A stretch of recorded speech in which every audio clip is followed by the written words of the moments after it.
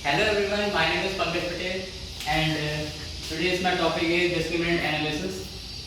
Discriminant analysis is used to categorize individual into two or more groups on the basis of their scores on some discriminant variables. Discriminant analysis होता है जिसमें अपन categorise करते हैं to और मोर groups को. जैसे for example या कोई एम्प्लॉयड होगा या तो अनएम्प्लॉयड होगा, बीच का कुछ नहीं होगा, या तो कोई मैरिड होगा या अनमैरिड होगा.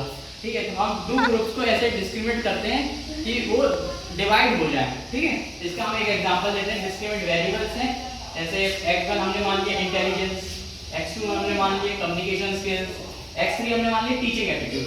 तो ये तीन अलग अलग स्किल्स हैं, ये अलग अलग हुनर है जो लोगों के अंदर होते हैं. ठीक है, हमने इसमें से अब डिस्क्रिमिनेट वेरिएबल्स में से डिवाइड होगा कैटेगरियल वेरिएबल्स, इसी में से डिवाइड होगा. इसमें से कुछ बंदे होंगे जो इंटेलिजेंस होंगे, कम्युनिकेशन स्किल्स अच्छी होगी तो वो एम्प्लॉयड होंगे.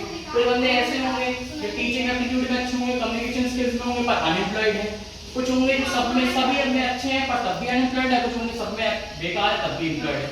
तो ये इसी में से डिवाइड होंगे एक कैटेगरी ऑफ वेरिएबल्स निकलते हैं डिस्क्रिमिनेंट वेरिएबल्स में से. ठीक है, इसके हम कुछ स्टेप पढ़ते हैं. पहला स्टेप होता है फाइंड द डिस्क्रिमिनेंट फंक्शन. हमें डिस्क्रिमिनेंट फंक्शन फाइंड करना पड़ता है जब भी हम डिस्क्रिमिनेंट एनालिसिस करते हैं. तो इसमें एक इधर रखा है जैसे y is equal to, discriminant function को हमने y मान लिया, तो y is equal to wi xi plus w2 x2 plus w3 x3. हमने w1 ये wi ये 1 है, w1 को हमने क्या माना है discriminant function weightage for the variables. ठीक है, ये वेटेज बोलते हैं एग्जैक्टली, आप शॉर्ट फॉर्म में बोलूं तो ये वेटेज 1 वेटेज 2 वेटेज 3 है. और ये हमारे x1 क्या है, x2 x3 sum of the individual on the discriminant variable. ये कुछ इंडिविजुअल हैं डिस्क्रिमिनेंट वेरिएबल्स में से, यही वाले डिस्क्रिमिनेंट वेरिएबल्स हैं.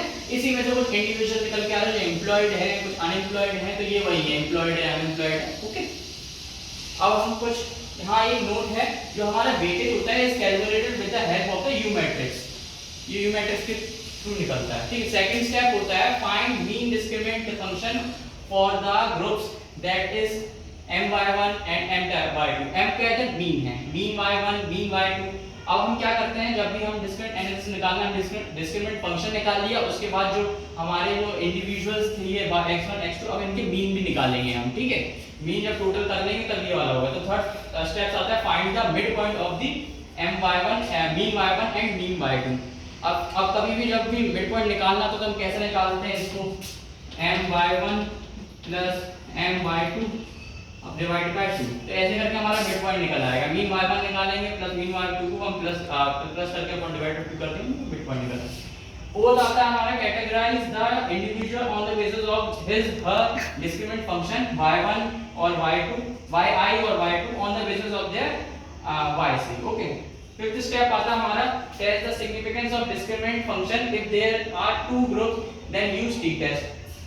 जब हम टेस्ट करते हैं डिस्क्रिमिनेंट फंक्शन हमारा टेस्ट लगाएंगे तो उसमें हम अगर टू ग्रुप्स की बात कर रहे हैं तो हम टी टेस्ट लगाएंगे, और अगर टू और मोर ग्रुप्स की बात कर रहे हैं तो हम अपना एफ टेस्ट लगाएंगे. ठीक, ये कुछ नॉर्मल डिस्ट्रीब्यूशन जो कर दे रखे हैं. पहला वाला नॉर्मल डिस्ट्रीब्यूशन जो कर रखा है वो अनएम्प्लॉयड का है, और सेकंड नॉर्मल डिस्ट्रीब्यूशन कब है जो एम्प्लॉयड का है.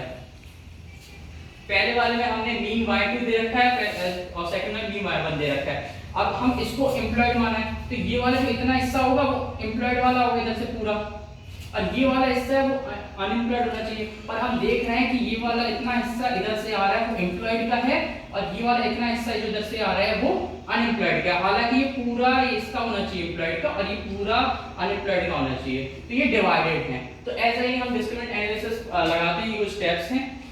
I hope you would like my video. Thank you.